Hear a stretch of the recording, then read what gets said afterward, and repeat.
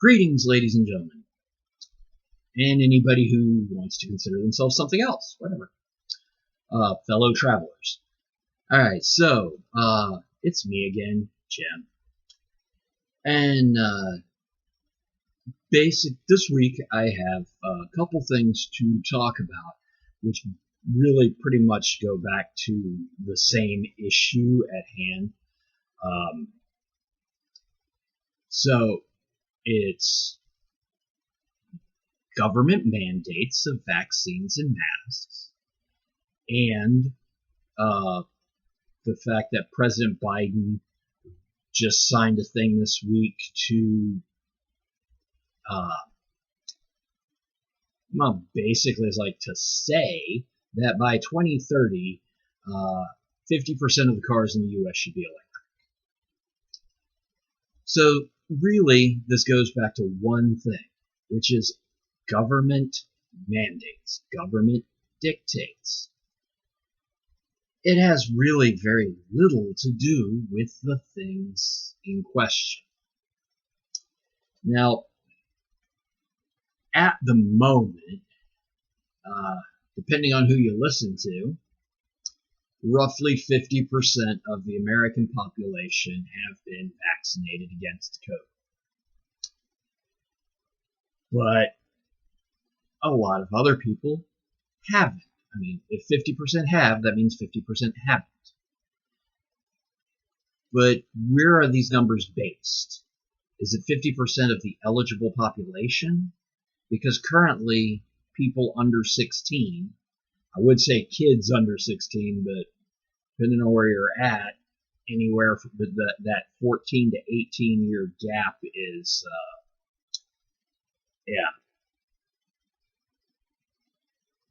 my opinion, based on our current national law, under 18 are still children.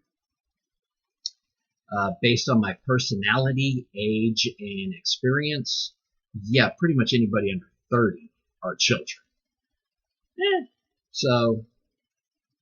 But, as I was saying, kids under 16 are not eligible. Well, people under 18 make up roughly a third of the U.S. population. So, when the White House says 50% of the population have been vaccinated, what do they mean? Do they mean the adults? Do they mean everybody? But since there's a very vocal opposition to mandating vaccines and mandating masks, to the point that some states have said, or some state governors, and generally Republicans, have passed legislation for their states to basically saying that it will be illegal to make or enforce a mandate of vaccines or masks. To which the Democrats are like, oh, you want everybody to die. Okay, let's scrap the emotions for a moment. Let's tone those emotions down. First, COVID is bad. Over 99% of the people who get it survive. 600,000 people in the U.S. have died. That means 600,000 families, even though, there's one instance where like 5 people died of COVID in the same family, so it's like, but whatever. We'll just say 600,000 families have losses to COVID. To them, in a country of a 350 million citizen population, not counting the God only knows somewhere between 20 and 50 million non-citizen residents,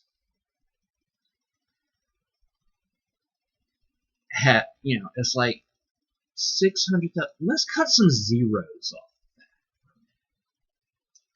600 out of 350,000. Does that sound as bad? Or 0.6 out of 350. Okay, let's divide that by 3 for a minute, just because. So, for easy math, we're going to make that 120.2. So, you see, depending on how you publish the numbers, depends on how bad you make it sound. But to the people who've lost a loved one, it doesn't matter what those numbers are, because the one that they've lost, granted it could be more, but even one, is a sadness and a tragedy. I mean, come on. My grandmother died of old age. Heartbreaking. Okay? I mean, what?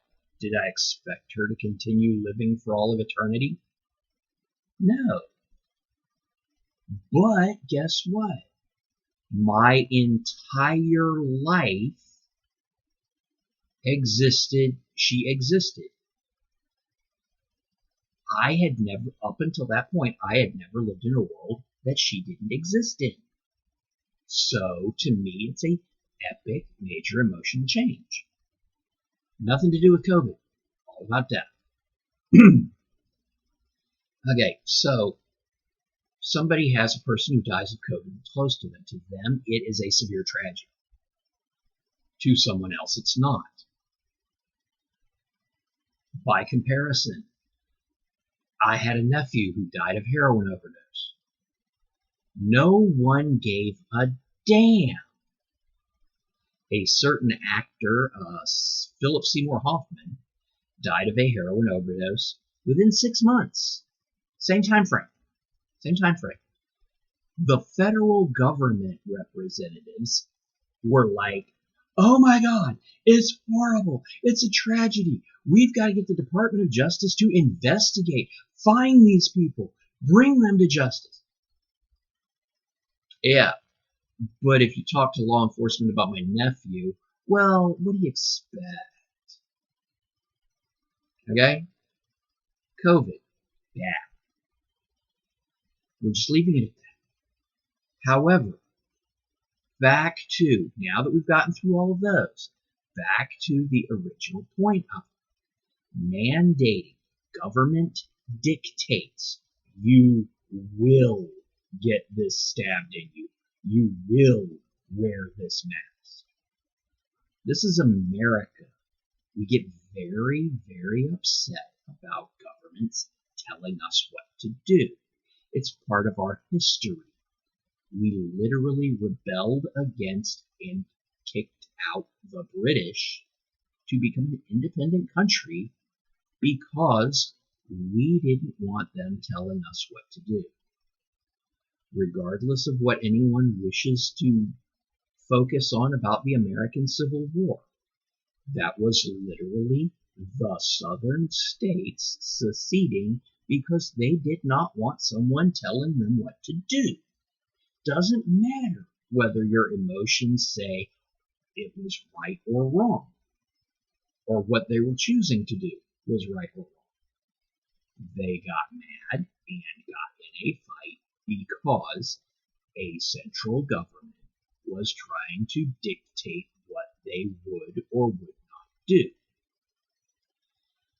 Now, the immediate emotional response, because people tend to listen to react, not to understand, their immediate reaction is, well, we put up with being told what to do every day.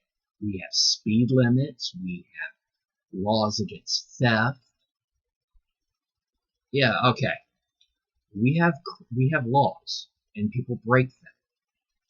I'm not advocating for getting rid of laws because people will break them anyway. No. Laws are mutually agreed upon. Currently, mask and vaccine mandates, the majority are not agreeing with this. only a small group of people sitting in an office in a far and distant land, they're the ones who are agreeing and deciding that they will make this decision for us. That's what people don't like. Speed limits. Really? Come on, this is America.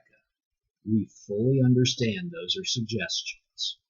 Cops will pull you over if you're doing too over, but generally in society, they're recommendations.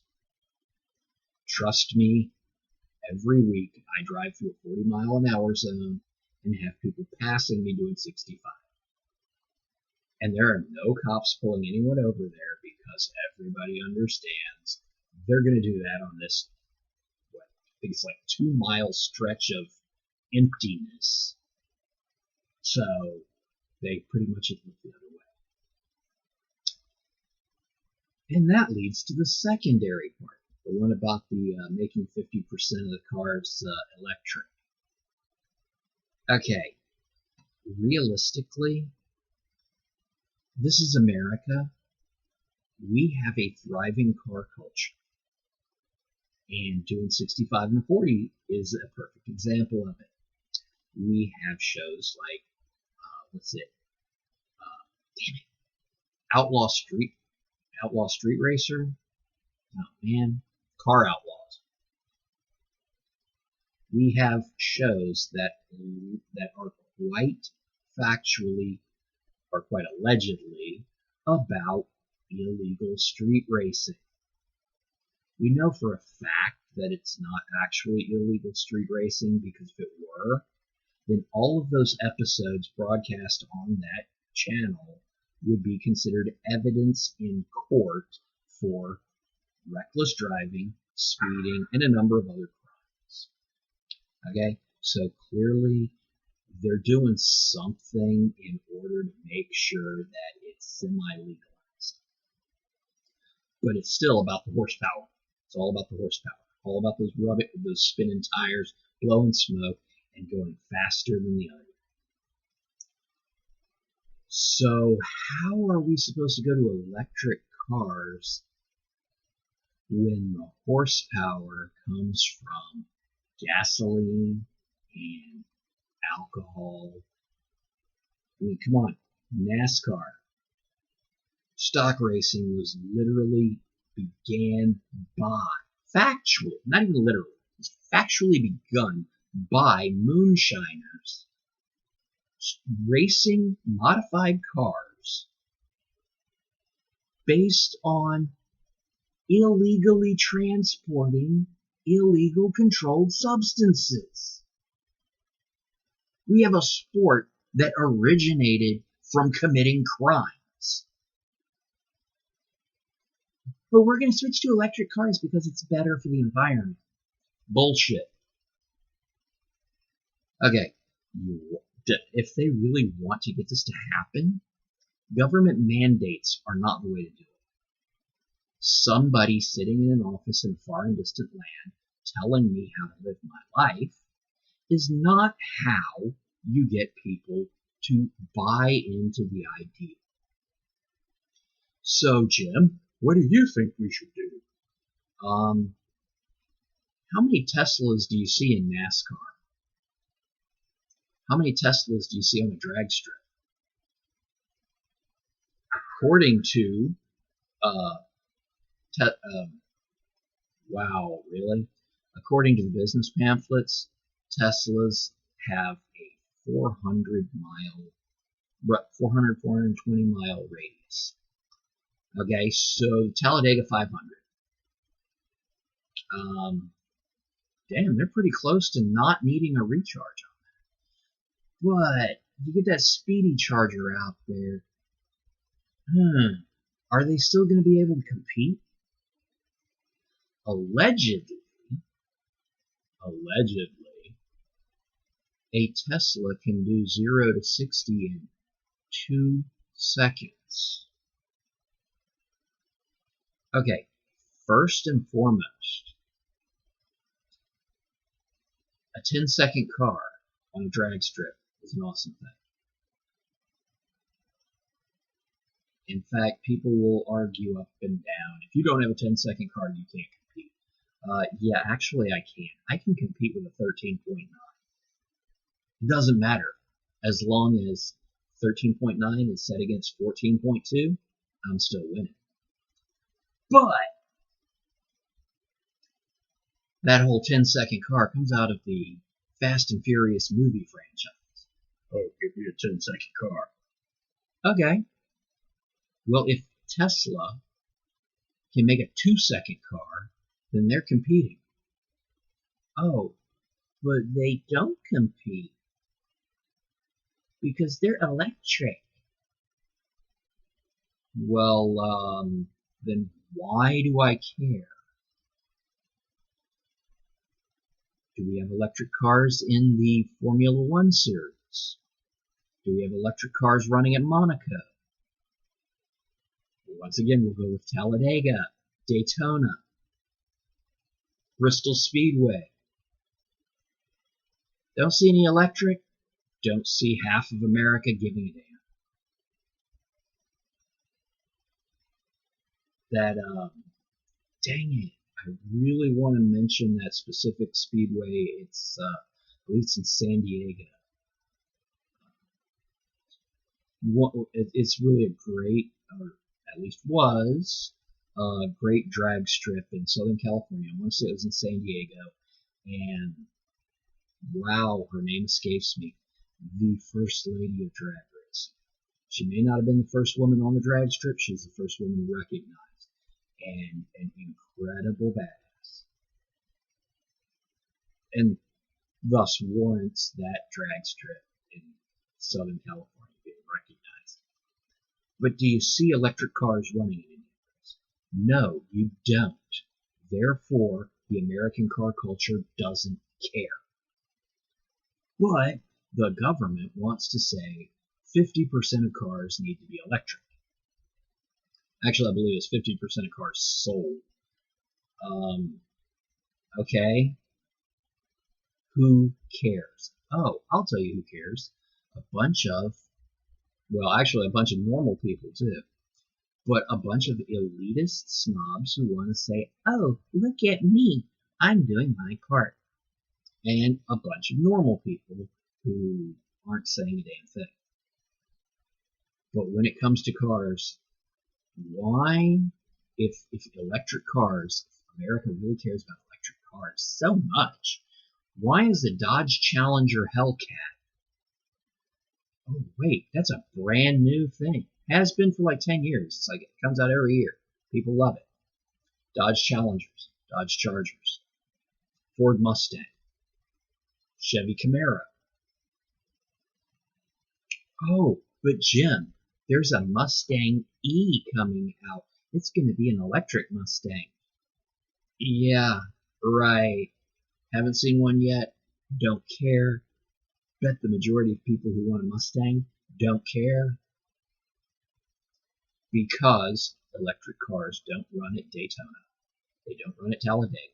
They don't run on the drag strip. If you really want to get people interested, then get Elon Musk to sponsor race teams. The reason that Dodge got such a big name is because in a NASCAR race, this is way back years ago. This is before I was born. Dodge had just switched a driver. He wasn't familiar with the hand signals that their race team was using. So he's sitting there looking at the gauges in the car. Oh, I need to pull off. I need to hit the pit stop. The team agreed, but the hand signals they were using kept saying, keep going. And he's like, wait, why are they telling me to keep going? And the pit crew is like, why is he not pulling in? Because they didn't have adequate communication. This guy drove that Dodge all the way to the point where of complete catastrophic failure and made every other car on the track, including the winning teams, look bad even though they won. Because the horsepower, durability, and tenacity of that vehicle made Dodge look awesome. Where's Tesla? Well, Tesla didn't exist then, so they get a buy on that. Where's Tesla now? Oh, they're sitting over there looking like very polite, nice people, driving through town, going to commute in their suits and skirts. Uh-huh. And nobody cares. We're Americans. We don't like the government telling us what to do. If you want to condition the American people to comply with a request, then you have to use advertising, social conditioning, and social engineering.